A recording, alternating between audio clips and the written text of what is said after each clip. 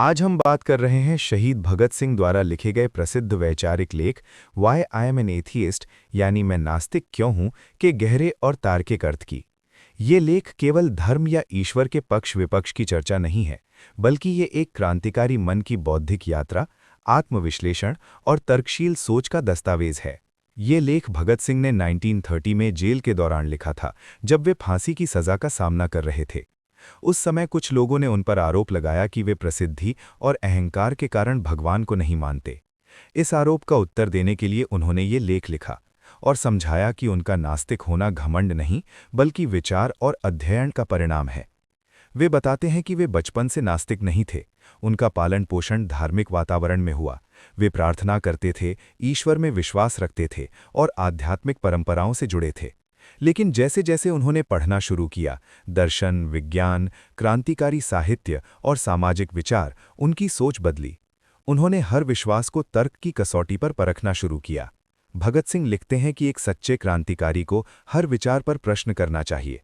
बिना सोचे समझे किसी परंपरा या मान्यता को स्वीकार करना बौद्धिक कमजोरी है।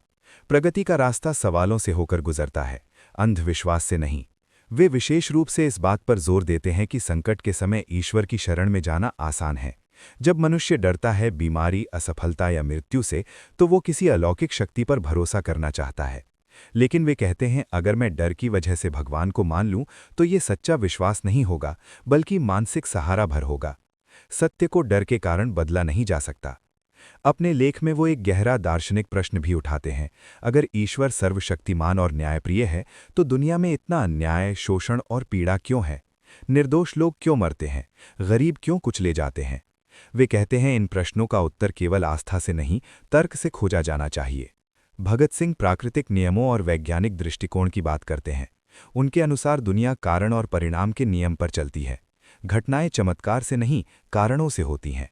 इसलिए मनुष्य को ज्ञान, विज्ञान और तर्क का सहारा लेना चाहिए। वे अपने ऊपर लगे अहंकार के आरोप का भी उत्तर देते हैं। वे लिखते हैं, नास्तिक बनना आसान नहीं होता, खासकर तब जब मृत्यु सामने खड़ी हो। अगर वे अहंकारी होते तो डर के कारण भगवान को याद कर लेते। लेकिन उन्होंने अपने विचार केवल सुविधा के लिए नहीं बदले। ये उनके अनुसार बौद्धिक ईमानदारी का प्रश्न था। लेख का सबसे शक्तिशाली हिस्सा वो है जहां वे मृत्यु का सामना करते हुए लिखते हैं कि उन्हें किसी स्वर्ग या अगले जन्म की आशा नहीं है। वे मानते हैं कि मृत्यु के बाद चेतना समाप्त हो जाती है। फिर भी वे अपने विचारों पर अडिग हैं।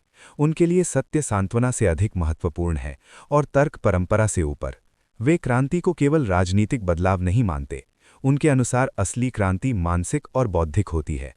जब मनुष्य सोचना शुरू करता है, प्रश्न पूछता है और हर विश्वास को परखता है, वहीं से सच्चा परिवर्तन शुरू होता है। इस लेख का मूल संदेश ये नहीं है कि सभी को नास्तिक होना चाहिए, बल्कि ये है कि हर व्यक्ति को सोचने, प्रश्न करने और तर्क करने का साहस रखना चाहिए। विश्वास हो तो समझ के साथ हो, डर या परंपरा के दबाव से नहीं। Why I am an atheist एक युवा क्रांतिकारी के मन की ईमानदार आवाज है, जो हमें सिखाती है कि बौद्धिक साहस, आत्मचिंतन और तर्कशीलता ही सच्ची स्वतंत्रता की नींव हैं। यही इस लेख का सार है। सोचो, प्रश्न करो, समझो और फिर विश्वास करो।